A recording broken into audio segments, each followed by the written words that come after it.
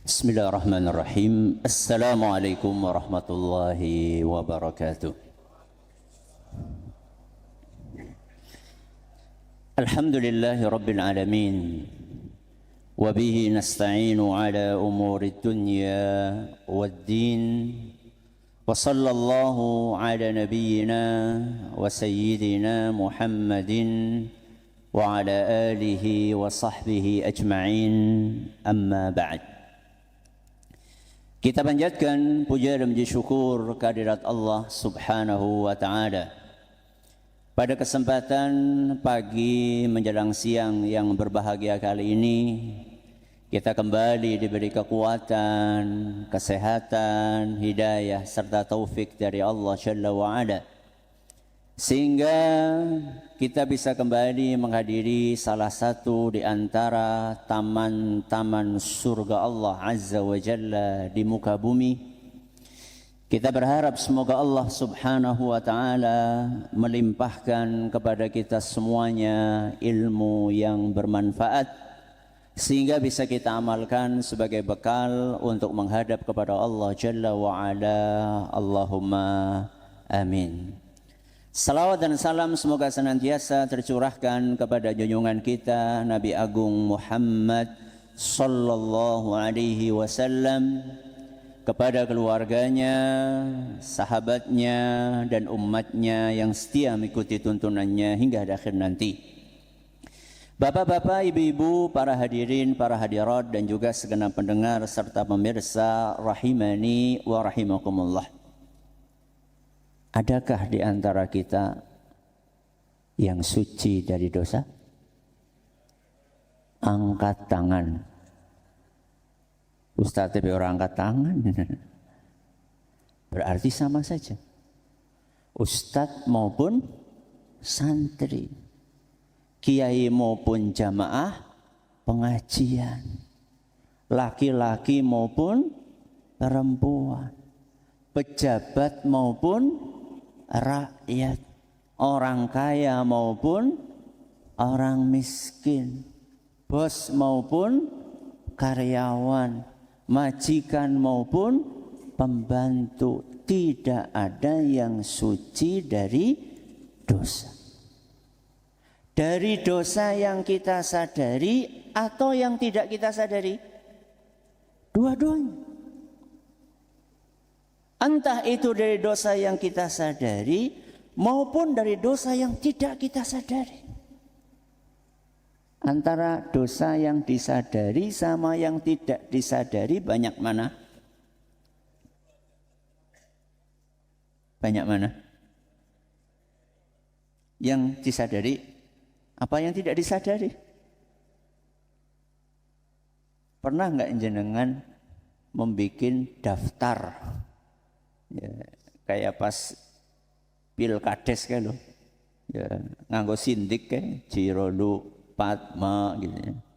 Kita bagi antara dosa yang apa? Disadari dengan dosa yang tidak disadari. Ya ora bisa ora sadar.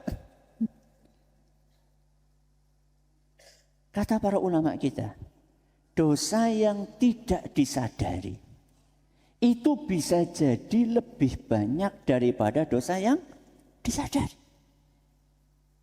Kenapa bisa demikian? Karena pengetahuan manusia itu terbatas. Ilmu tentang sesuatu yang bisa merusak keimanan kita, ilmu itu terbatas. Sehingga seringkali kita itu melakukan sesuatu yang itu merupakan perbuatan dosa dan kita tidak sadar bahwa itu adalah perbuatan apa? Dosa. Apalagi dosa-dosa yang enggak kelihatan. Napa contohnya? Dosa hati. Dosa hati. Apa dosa hati? Iri, dengki, sombong, medit, ya, pelit, apalagi suudzon. Ada sebagian orang ketika muda dia pelit, ketika tua super pelit. Berarti dia tidak merasa bahwa dia ini sedang terjangkiti apa? Dosa. Makanya Rasulullah Shallallahu Alaihi Wasallam mengajarkan kepada kita sebuah doa. Dari doa ini kita bisa memahami bahwa dosa itu ada yang disadari dan ada yang tidak disadari. Yaitu sebuah doa yang diajarkan oleh Nabi kita Muhammad Shallallahu Alaihi Wasallam dalam sebuah hadis yang diriwayatkan oleh Imam Al-Bukhari dalam kitab beliau Al-Adabul Mufrad. Dan hadis ini dinilai sahih oleh Imam Ad-Dhiya Al-Maqdisi dan Syekh Al-Albani. Allahumma inni a'udzu bika an usyrika bika wa ana a'lam wa astaghfiruka lima la a'lam. Artinya, ya Allah, sesungguhnya aku mohon perlindungan kepadamu dari dosa syirik yang aku sadari. Dan aku mohon ampun kepadamu dari dosa-dosa yang tidak aku sadari. Berarti dosa itu ada yang disadari, ada yang tidak disadari. Apalagi di zaman ini, dosa mata, dosa telinga, dosa tangan, dosa hati gampang banget untuk dilakukan. Karena fasilitasnya ada di tangan kita masing-masing. Apa? No, gue sih. Jajal sing orang gawa HP angkat tangan. Wonten, masya Allah, minoritas.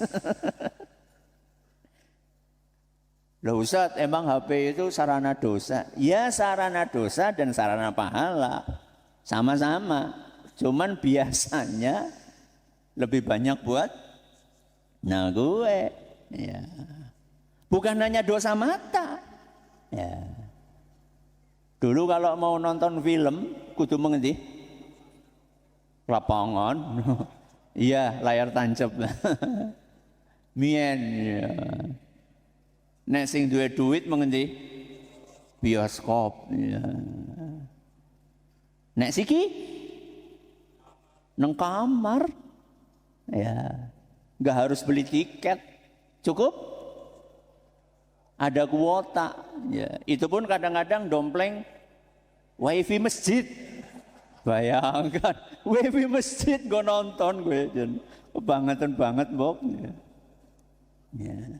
Itu realita, itu kenyataan jemaah yang kami hormati.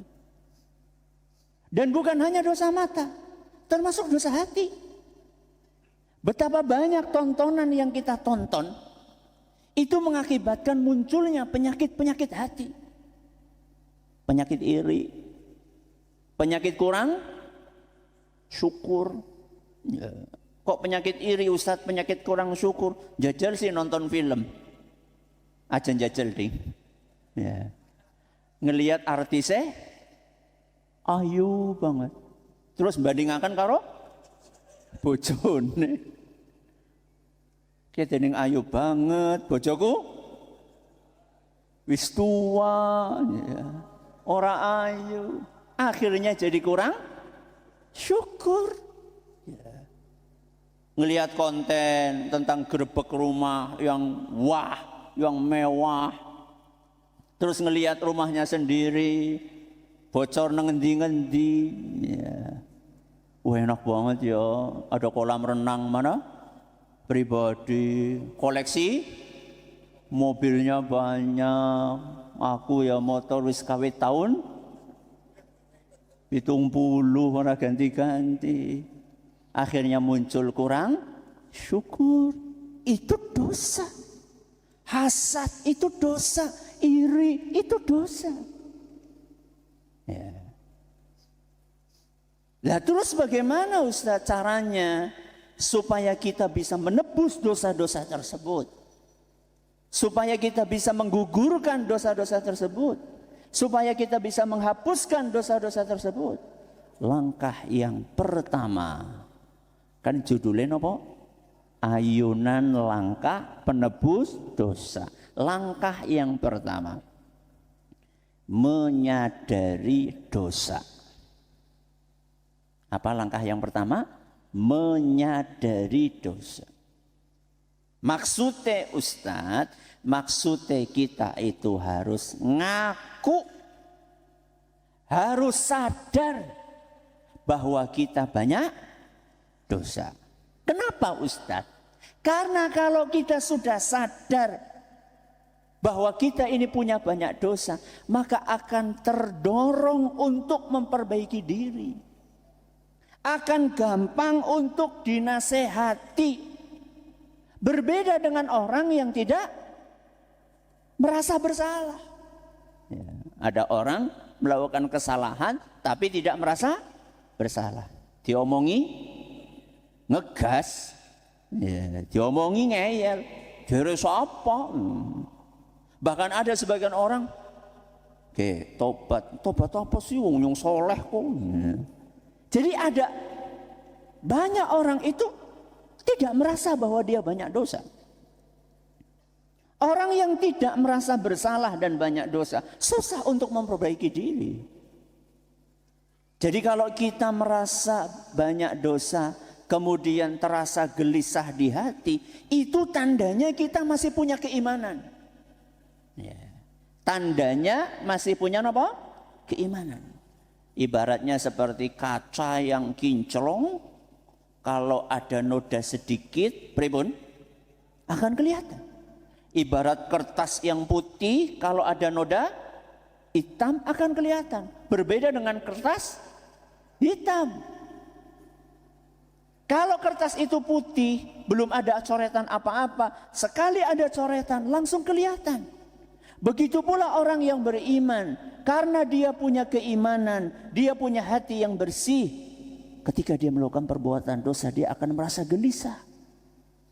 Kata Rasulullah sallallahu alaihi wasallam dalam sebuah hadis yang diriwayatkan oleh Imam Ahmad, dan hadis ini isnadnya dinilai sahih oleh Ar-Rubai dan Al-Albani.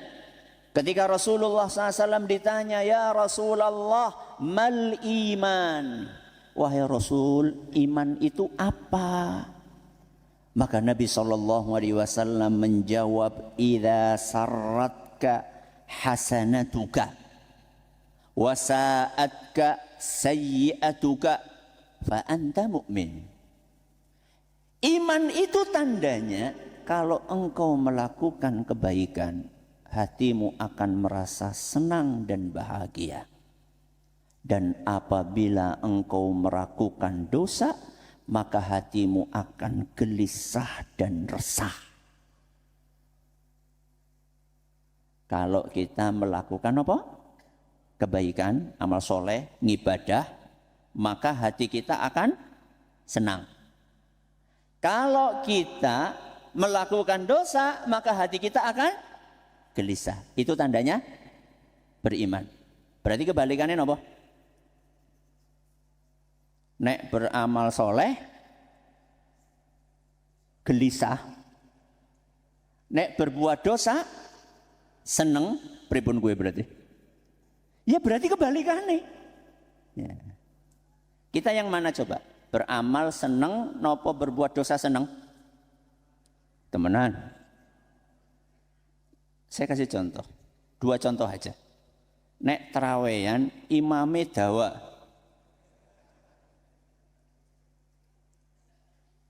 Seneng napa mboten? Temenan. Sing jujur, ora jujur dosa kowe. Seneng tidak? Kurang seneng. Contoh pertama. Contoh kedua, anak kotak infak liwat, ngerogoh sak. Orang ngerti ki duitnya sing ngendi, asal ngetokaken. Begitu anu lagi fokus ya, fokus pengajian, ya kotak infak lewat, ngerogoh sak, ngelebokaken.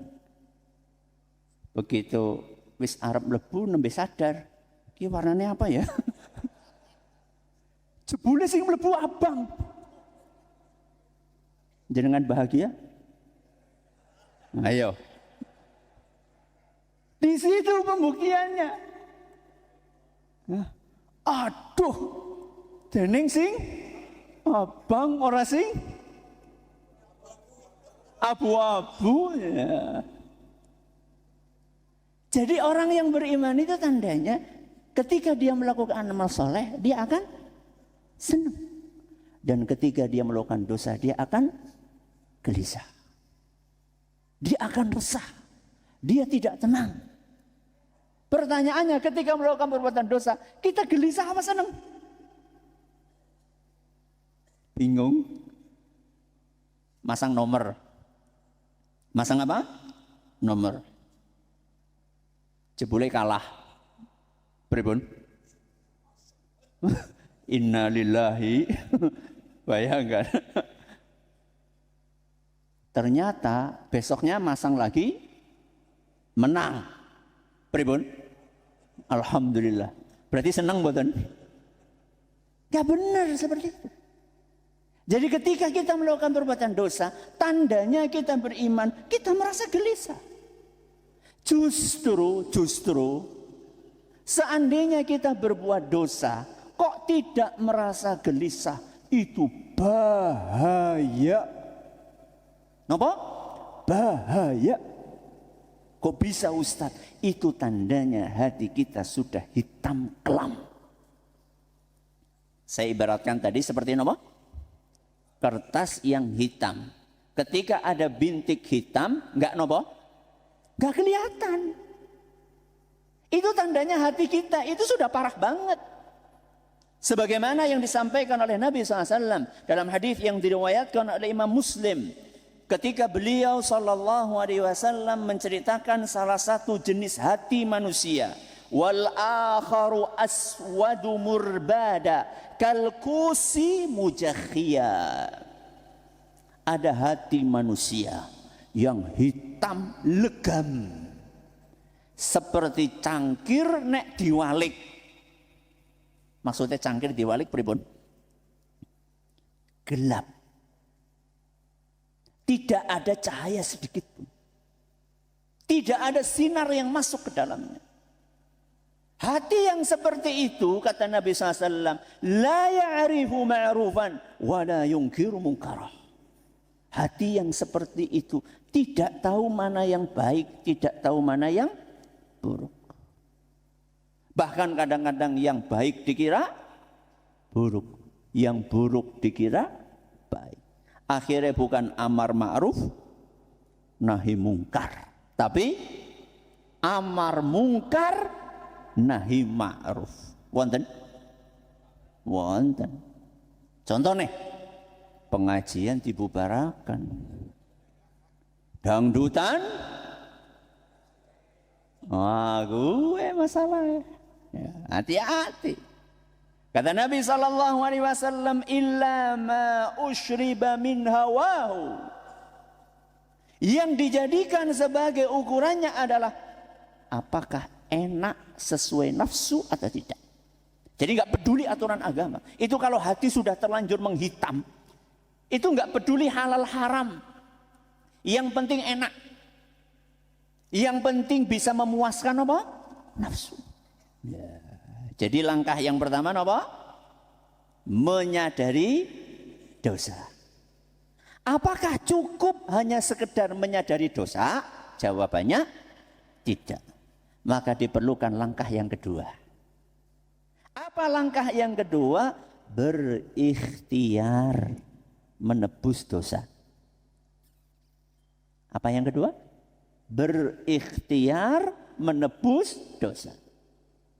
Jadi sadar saja nggak cukup, tapi harus ada ikhtiar. Jadi jangan ora to priwe lah akeh dosane lah. Lah terus ya priyo maning. Wis tanggung, wis widak tau, wis dilamaning mati, wis sisan bae. Jangan. Jadi setelah kita menyadari dosa, harus ada langkah yang kedua. Apa? Berikhtiar menebus dosa. Sebagaimana yang diajarkan oleh Allah Azza wa Jalla di dalam Al-Quran. Surat Hud ayat 114. Surat apa? Hud ayat 114.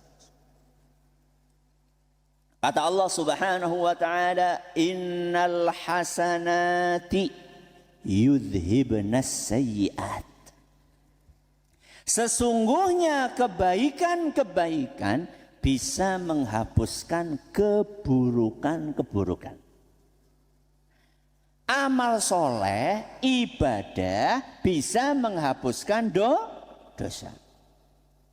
Berarti langkah yang kedua, memperbanyak amal soleh. Supaya apa? Supaya amal soleh itu bisa menghapuskan dosa. Sebagaimana yang dipesankan oleh Nabi kita Muhammad sallallahu alaihi wasallam juga dalam sebuah hadis yang diriwayatkan oleh Imam Ahmad, dan kata Imam At-Tirmidzi, hadis ini hasan sahih, wa atbi'is sayyi'atal hasanata tamhuha. Setelah melakukan dosa, segera lakukan amal soleh. Segera apa? Lakukan amal soleh. Kata sebagian ulama, ya, kalau nggak salah Syekhul Islam, beliau mengatakan, kalau baru melakukan dosa dengan tangan, segera lakukan amal soleh dengan tangan. Kalau habis melakukan dosa dengan mata, segera lakukan amal soleh dengan mata. Kalau habis melakukan dosa dengan telinga, segera lakukan amal soleh dengan telinga. Contoh, bareng ngeplak bojone. Amal soleh napa mboten? Amal soleh napa mboten? Mboten, kesalahan itu. Maka segera lakukan amal soleh dengan tangan sing mau ngeplak. Pripun? Ngelus. Tok. Ngasih duit. Nambah uang belanja, Masya Allah. Mijeti. Mijeti, ngasih bonus uang, ya. Dengan tangan itu, tangan yang tadi digunakan untuk berbuat dosa, gunakan untuk beramal soleh. Mata baru nopo? Nonton sing ora bener, ya. Langsung gunakan mata itu untuk membaca Al-Quran. Dan Masya Allah, Bapak Ibu yang kami hormati, amal soleh yang Allah sediakan, banyak apa sedikit? Banyak banget. Semacam atau macam-macam? Macam-macam. Kenapa? Allah Subhanahu wa ta'ala menyediakan untuk kita amal soleh yang banyak dan bermacam-macam. Itu adalah karena kasih sayang Allah kepada kita. Sehingga tidak ada di antara kita yang beralasan, oh saya tidak bisa beramal soleh. Kenapa? Karena masing-masing dari kita dikasih kesempatan oleh Allah Subhanahu wa ta'ala untuk beramal sesuai dengan potensinya, sesuai dengan kecenderungannya, sesuai dengan kesempatan yang dimilikinya. Ada orang yang bisa beramal soleh dengan hartanya. Ada orang yang bisa beramal soleh dengan lisannya. Ada orang bisa beramal soleh dengan tangannya. Ada orang bisa beramal soleh dengan hatinya. Gak ada alasan untuk tidak beramal soleh. Ada sebagian orang, Masya Allah, duit gak punya. Duit gak punya. Tapi dia punya apa? Lisan. Lisan bisa buat apa? Subhanallah, alhamdulillah, wa la ilaha illallah, Allahu akbar, la haula wa la quwata illa billah, astaghfirullah wa atubu ilaih. Lisannya bisa dia gunakan. Ada orang Masya Allah zikirnya jarang tapi duitnya akeh. Dia bisa beramal dengan uangnya. Melu program sehati, ya, nyambung. Ya. Ora ketang? 1000 perak mangpe, orang ana mangpe. Ora ketang 1000 perak. Ya, dengan hartanya. Ada orang harta nggak punya, akan tetapi dia punya tenaga. Maka dia bantu orang-orang yang kesusahan dengan tenaganya. Contoh, kerja bakti. Ya, mulai anak kerja bakti melu. Ya. Kalau nggak ada kerja bakti bagaimana Ustadz? Berangkat ke masjid Gasik, sampai di masjid nyapu. Untuk nyolong kotak infak. Kayak tumben Gasik banget ya. Jebule ngesuke, gemboke rusak nih. Berangkat ke masjid Gasik untuk nyapu, ngepel, ngoseki kamar mandi. Ada orang fisiknya nggak kuat Ustaz, tapi dia punya hati yang lembut, hati yang ikhlas, hati yang sabar, hati yang mudah memaafkan. Itu amal soleh yang bisa menggugurkan dosa. Jadi amal soleh yang Allah sediakan untuk kita banyak atau sedikit? Banyak. Semacam atau bermacam-macam? Bermacam-macam. Kalau mau kita kelompokkan, ya, maka kira-kira amal soleh itu bisa dikelompokkan menjadi 4. Yang pertama amalan hati, yang kedua amalan lisan, yang ketiga amalan anggota badan, dan yang keempat amalan harta. Baleni jajal. 1 hati, 2 lisan, 3 anggota badan, 4 harta. Kira-kira jenengan sing endi? Kabehan Ustaz. Wah, jenengan ngeten Masya Allah. Orang nasi siji ya Ustaz, jenengan ngeten. Kita awali dari yang pertama. Amalan apa? Hati. Apa contohnya? Taubat. Menyesali dosa. Itu amalan hati itu. Menyesal. Itu amalan hati. Bisa menggugurkan dosa. Apalagi tadi?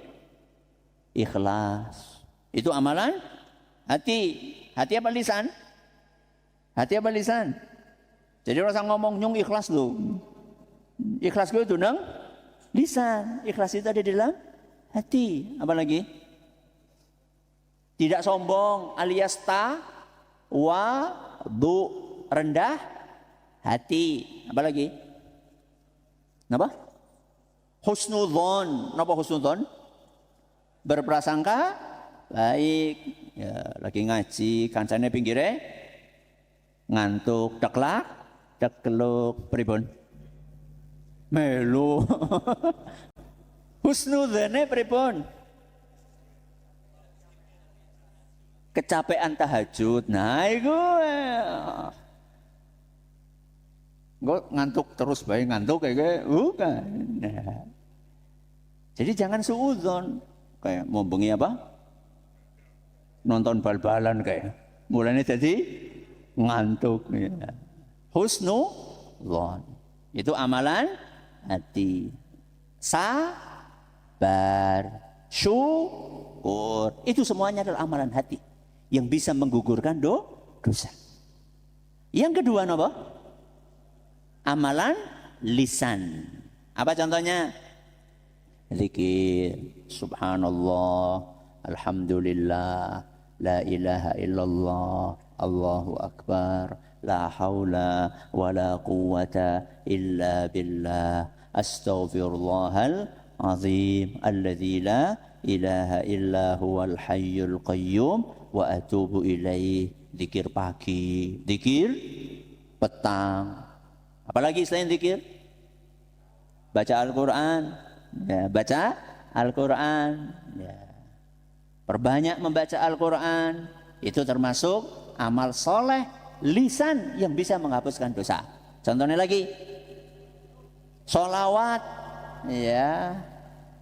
Kemarin kita baru belajar di pengajian Adabul Mufrad. 1 sholawat berapa pahala? 10. Diangkat derajat 10. Dihapuskan dosa 10. Dahsyat.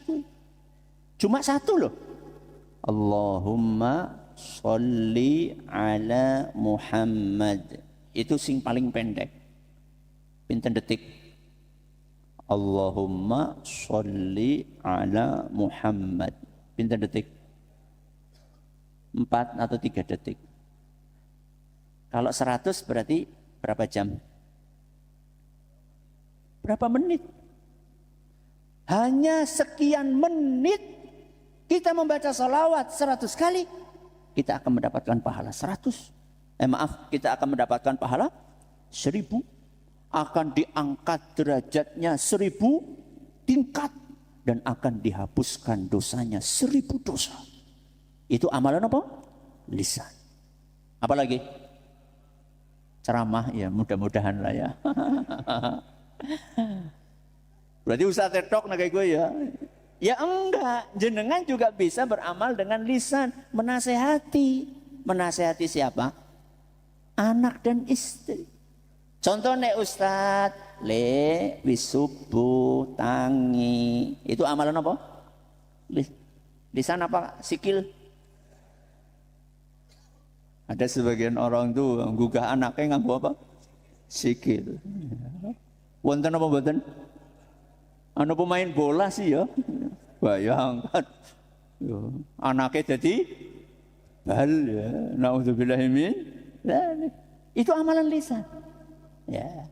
Jenengan ngingatkan istri, "Loh, Bu. Jeneng ora kudungan. Wong ukur nang ngarep iki, Pak, nang ngarep kan akeh wong, Bu. Wis tuwa iki." Jenengan tahu nggak, setan itu licik. Mbah-mbah sewitak loro oleh setan dibikin seakan-akan seperti mbak-mbak 26. Jadi bisa kewalik gue. 62 jadi napa? 26. Medeni gue. Sing luwih parah maning, mbah-mbah 81. Jadi pira? 18. Jadi suami mengingatkan istrinya. Walaupun cuma sekedar jemur pakaian di mana? Di depan, nyapu di depan. Tapi kan kelihatan sama orang. Loh Bu, jeneng kurdas terang, ya sowek maningnya. Ayo Bu jilbaban. Itu termasuk amal lisan. Oke, ini yang keberapa ini? Yang kedua. Yang ketiga apa? Amal anggota badan. Apa contohnya? Sholat. Sholat. Ketika kita mengangkat tangan kita, itu termasuk apa? Amalan anggota badan. Tangan anggota badan bukan? Anggota badan. Ketika kita letakkan tangan kita kayak gini, ini amalan anggota badan atau bukan? Anggota badan. Ketika jenengan ruku, anggota badan? Anggota badan. Ya. Selain itu wudu juga sama.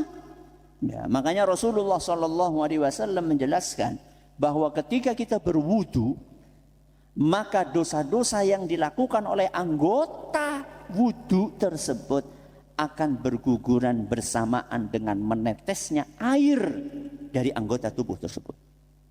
Jadi ketika jenengan membasuh apa? Muka, ya berarti ada berapa anggota organ tubuh yang di muka kita? Banyak. Apa? Mata, mulut, hidung, ya, kumur-kumur, ya, gigi, bernyokot siapa? Ya. Jadi ketika kita pure, ya, kita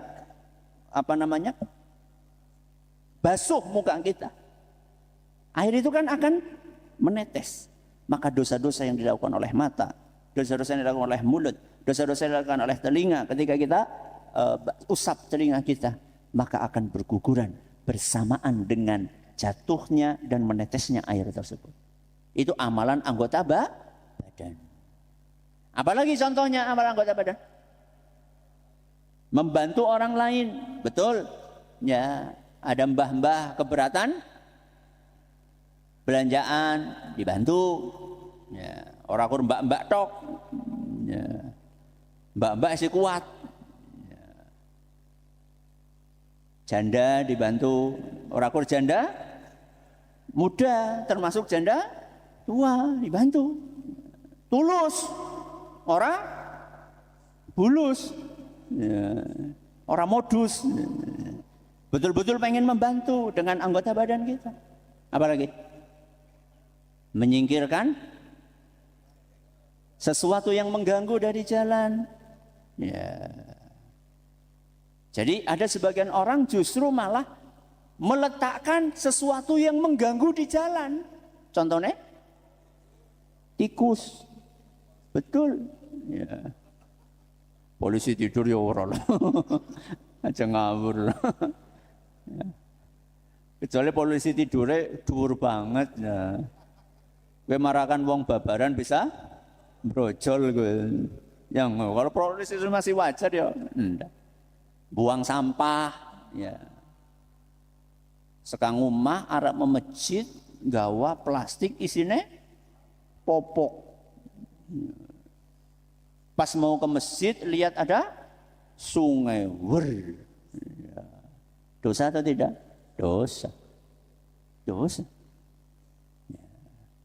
Harusnya kita itu membersihkan, bukan malah ngotori.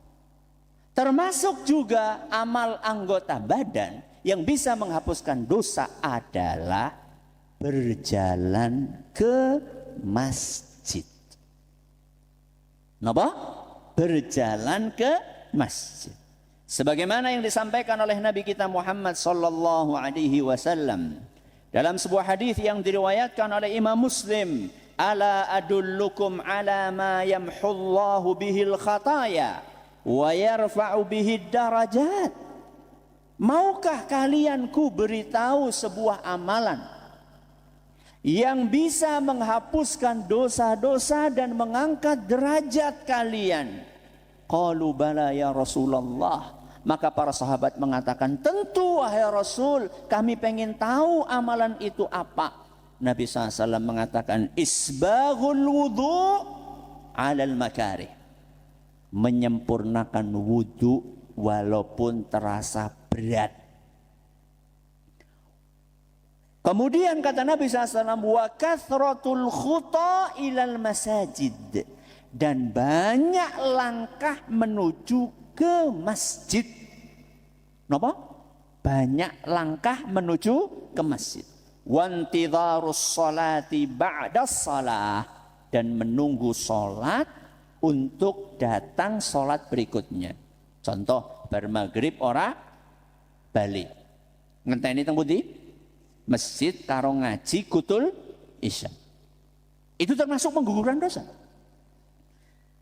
Kathratul khuta, banyak melangkah.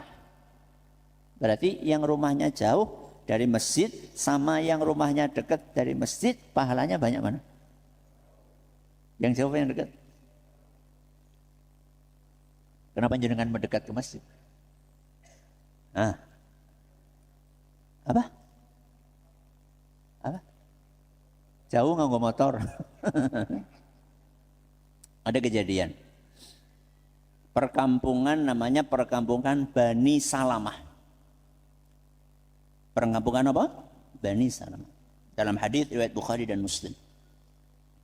Begitu Rasulullah SAW buka Masjid Nabawi, bangun Masjid Nabawi.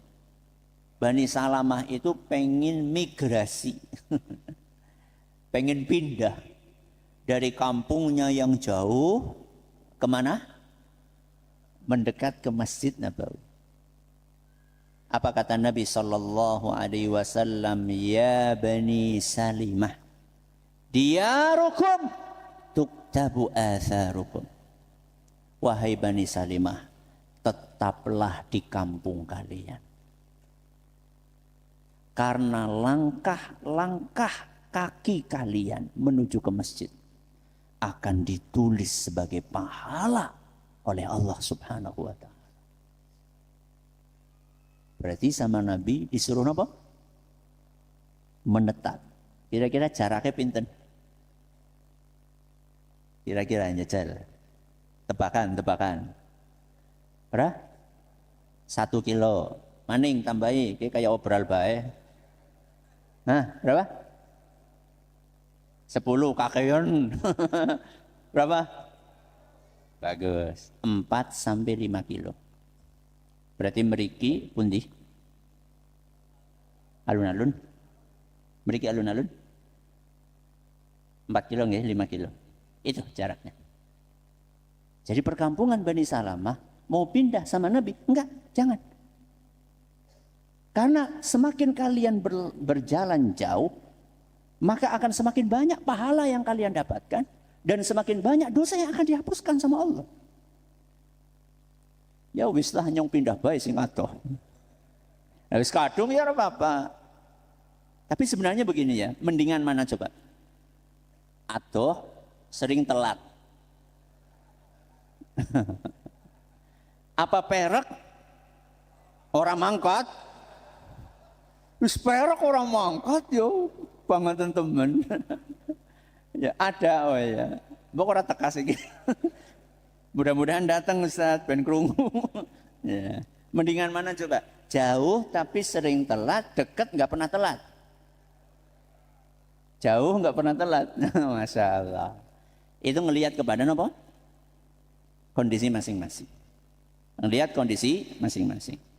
Jadi ada sebagian orang, walaupun rumahnya jauh, dia bisa tepat waktu. Bahkan kadang-kadang lebih gasik daripada yang dekat. Ini sebaiknya jauh aja. Iya. Ada sebagian orang, kalau jauh dia sering telat. Maka lebih baik dekat. Kenapa? Karena mengejar ketepatan waktu berjamaah itu lebih penting daripada mengejar apa? Langkah yang banyak. Jadi kita membidik ya, mengejar pahala ketepatan sholat berjamaah, ketepatan waktu sholat berjamaah itu lebih diprioritaskan daripada mengejar apa? Langkah yang banyak. Dah, yang keempat terakhir apa? Amalan harta. Contohnya amalan harta, infak, sehati maning. Apalagi zakat itu yang wajib. Terus haji ya bagi yang mampu, dahsyat ini. Ya, umroh ya bagi yang mampu juga. Ini luar biasa ini. Jadi orang-orang yang diberi keluangan rizki oleh Allah Subhanahu wa ta'ala, dia bisa melakukan sesuatu yang tidak bisa dilakukan oleh orang yang tidak diberi keluangan rizki. Makanya orang-orang miskin itu pernah mengeluh kepada Nabi SAW. Zahaba ahlud duzuri bil ujur. Kira-kira apa keluhan orang-orang miskin? Wahai Rasul, kami kalah pahala dari orang kaya. Kayak keluhan orang miskin di zaman ini, nggih? Nggih napa mboten? Nggih, Masya Allah. Luar biasa nih orang miskin di zaman ini ya. Kalau sekarang biasanya orang miskin apa keluhannya? Apa-apa larang. Ya, beras larang, minyak larang, enduk gratis. Sing mangkat gasik ya. Tapi orang miskin di zaman Nabi SAW levelnya beda. Yang mereka keluhkan adalah kami kalah pahala. Kok bisa? Kata orang-orang miskin, yusalluna kama nusalli wa yasumuna kama nasum wa yatasaddaquna bifuduli amwalihim. Wahai Rasul, kami sholat, mereka sholat. Satu, sama. Kami puasa, mereka puasa. Dua, sama. Mereka bersedekah dengan harta mereka dan kami tidak bisa. Pinten? 3-2. Kalah. Maka kemudian Rasulullah SAW mengajarkan kepada mereka, wahai para sahabatku, maukah kalian kutunjukkan sebuah amalan yang kalian bisa mengejar ketertinggalan tersebut, bisa nututi wong sugih. Oh, apa wahai Rasul? Bacalah setiap habis sholat subhanallah 33, alhamdulillah 33, Allahu akbar 33, kemudian tutup dengan la ilaha illallah wahdahu la syarikalah lahul mulku wa lahul hamdu wa huwa ala kulli syai'in qadir. Mereka pulang dari rumah Nabi SAW dalam suasana hati yang bahagia, wajah yang berbinar-binar. Kenang apa? Olindo gratisan. Karena mereka bisa mengejar orang kaya. Maka besoknya habis sholat, subhanallah. Apa yang terjadi? Orang kaya ngoping. Orang kaya ngoping. Ya malah nanya apa ya? Dan mereka ikut mengamalkan hal yang serupa. Waduh, kepriwe iki. Akhirnya orang miskin datang lagi kemana? Ke rumah Rasul. Wahai Rasul, amalan yang engkau ajarkan kemarin ternyata diamalkan juga oleh orang-orang kaya. Apa kata Rasul? Apakah Nabi SAW akan memberikan amalan yang lain? Apa kata Nabi?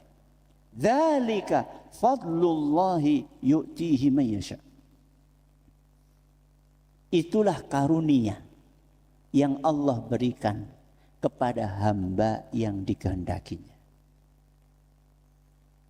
Artinya kalian itu memang gak punya potensi itu.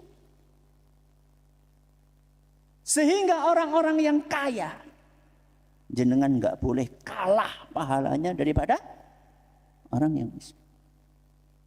Dengan kekayaan jenengan, jenengan bisa melakukan amal-amal yang tidak bisa dilakukan oleh orang miskin.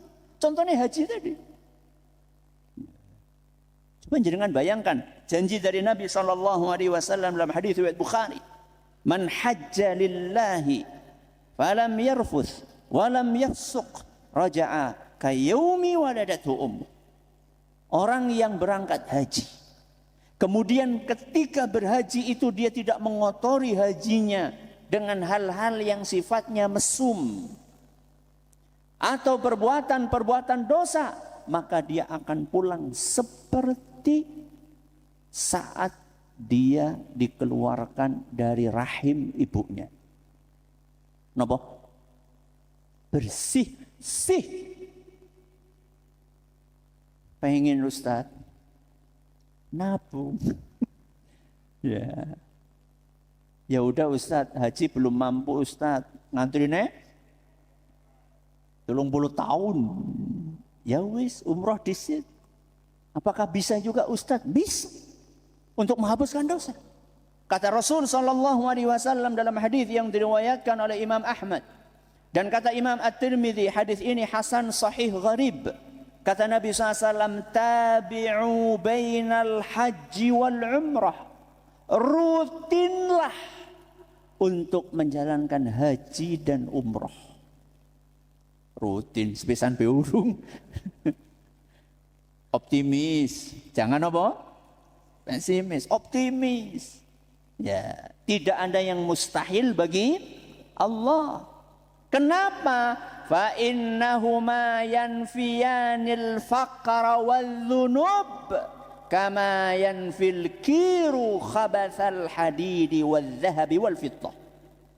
Karena sesungguhnya sering-sering berhaji dan berumrah itu akan membersihkan seseorang dari kefakiran dan dari dosa. Seperti api membersihkan besi, emas dan perak dari kotoran yang melekat di dalamnya.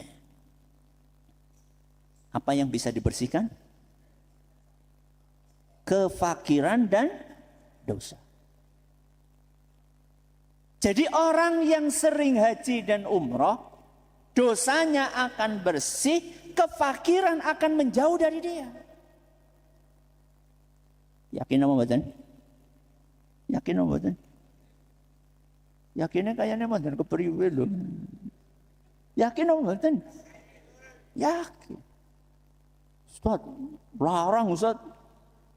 Wong buktine aku duwe duit 100 juta. Nggo umroh 38, 39. Kok bisa-bisanya kemudian jadi malah enggak miskin? Loh, kalau misalnya 100 juta buat umroh berapa? 40, ya tinggal berapa? 60. Bagaimana kemiskinan akan berkurang Ustaz? Bukannya malah tambah miskin? Oh enggak. Pertama, ini adalah ujian keimanan. Siapa yang menyampaikan tadi? Rasulullah SAW. Percaya Kanjeng Nabi mboten? Percaya. Satu, itu pondasinya keimanan. Yang kedua, kefakiran itu tidak selalu konotasinya kefakiran harta. Bisa juga konotasinya adalah kefakiran jiwa. Apa itu Ustaz? Miskin jiwa, miskin hati. Miskin hati itu adalah perasaan takut dengan berkurangnya harta. Pelit untuk beramal. Rakus dengan harta. Tidak qanaah. Ketika kita haji, ketika kita umroh, kita akan mengeluarkan harta lillah. Kemudian setelah itu kita memakai kain yang sangat sederhana. Bukan pakai jas, bukan pakai jasi, bukan pakai sepatu yang kinclong, tapi pakai nopo? Kain ihram. Ya. Kemudian kita keliling Ka'bah dengan pakaian sederhana yang semuanya sama. Mengingatkan kita bahwa nanti sebentar lagi kita akan dibungkus dengan kain yang mirip dengan itu. Alias harta yang kita miliki, yang kita tumpuk di mana-mana itu tidak ada gunanya kalau tidak kita manfaatkan di jalan Allah Azza wa Jalla. Kita bersihkan hati kita dari kerakusan terhadap harta, dari ketakutan untuk hilang harta. Itu adalah kefakiran jiwa. Kefakiran harta pun juga akan diganti sama Allah Azza wa Jalla. Bukankah Allah Subhanahu wa Ta'ala sudah menjanjikan kepada kita bahwa orang-orang yang berinfak pasti akan diganti oleh Allah Subhanahu wa Ta'ala, sebagaimana yang Allah sampaikan di dalam Al-Qur'an, wa ma anfaqtum min syai'in fahuwa yukhlifuh. Apapun yang kalian infakkan pasti akan diganti oleh Allah Subhanahu wa Ta'ala. Al-Quran surat Saba ayat 39.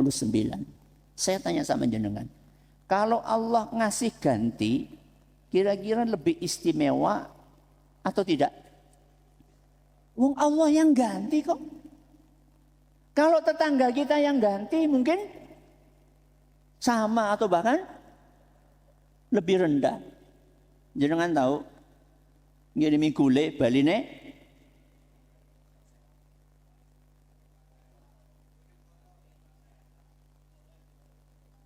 kenting, ngerti kenting? Kentang cilik. Pernah? Bribil? Astagfirullah. Kentang bribil. Ya aja bribil lah ya. Ora kepenak lah kerumunan ini. Pernah jenengan ngirimi gule baline apa? Kentang kecil-kecil. Itulah balasan manusia. Kalau Allah membalas, itu pasti lebih istimewa. Ustaz, buktinya begitu pulang umrohnya ora jadi sugih banget. Ya. Keberkahan jamaah yang kami hormati. Keberkahan.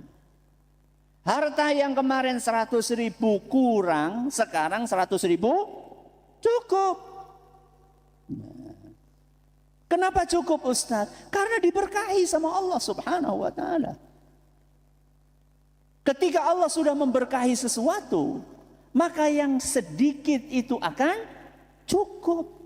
Kebalikannya, sesuatu yang tidak diberkahi oleh Allah, sebanyak apapun akan terasa kurang. Ya. Yakin apa betul? Yakin. Terakhir, tadi Nabi SAW mengumpamakan haji dan umrah seperti apa? Seperti api. Api yang dinyalakan oleh pandai besi. Apakah haji dan umrah mirip kayak apinya pandai besi? Nah, itu pertanyaannya. Karena Nabi SAW kan mengumpamakan ya haji dan umrah seperti api yang disebul, yang dinyalakan oleh pandai besi. Apakah ada kemiripannya? Jawabannya iya. Kemiripannya dari satu, prosesnya. Dua, fungsinya. Tiga, hasilnya. Empat, syaratnya.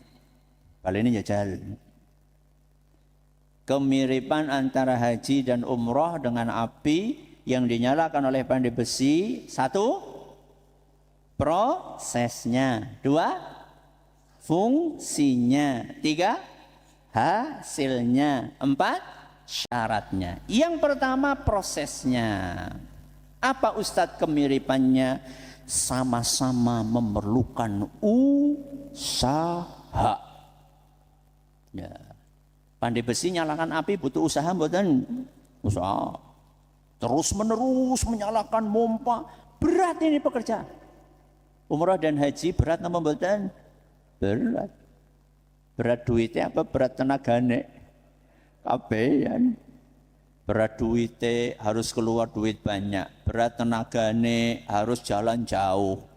Berat mentale, ketemu orang banyak, desak-desakan, kadang-kadang ada umpatan, kadang-kadang ada harus ngantri lama. Sama-sama berat. Prosesnya sama-sama apa? Berat. Yang kedua apanya tadi? Fungsinya. Apa fungsinya Ustadz? Sama-sama membersihkan kotoran. Api yang dinyalakan oleh pandai besi akan membersihkan besi, emas dan perak dari kotoran, dari karat, dari hal-hal yang bisa merusak kemurnian logam-logam tersebut. Begitu pula haji dan umrah. Sama-sama membersihkan seseorang dari dua hal. Apa tadi? Dosa dan kefakiran. Yang ketiga persamaannya, hasilnya. Logam yang dipanaskan, maka hasilnya akan murni. Hasilnya akan murni. Kenapa? Karena kotoran-kotorannya akan terbuang. Dan orang yang berhaji dan berumrah, ketika pulang, dia akan menjadi sosok yang bersih. Dari apa? Dosa. Makanya orang yang pulang haji, orang pulang umrah, biasanya golek ngaji, golek sholat, golek ngibadah, tambah apa? Mempeng. Tanggaku ora, ya gue pengecualian. Tapi rata-rata pada apa? Semangat. Kenapa? Karena dia habis dipanaskan, habis dibersihkan di madrasah, namanya madrasah haji dan umrah. Dan yang keempat, apanya tadi? Syaratnya. Apa Ustadz syaratnya? Harus punya ilmu dan harus ikhlas. Pandai besi butuh ilmu, betul? Butuh. Kapan nyebul, ya, kapan memasukkan besi itu, kapan harus ditempa, ya. Kalau salah ya rusak, ya. Kalau salah rusak. Haji dan umrah prosesnya butuh ilmu, nggak sembarangan. Makanya harus dibimbing oleh orang-orang yang berkompeten. Jadi jangan jenengan sudah keluar duit banyak, modalnya cuma modal duit tok, nggak belajar.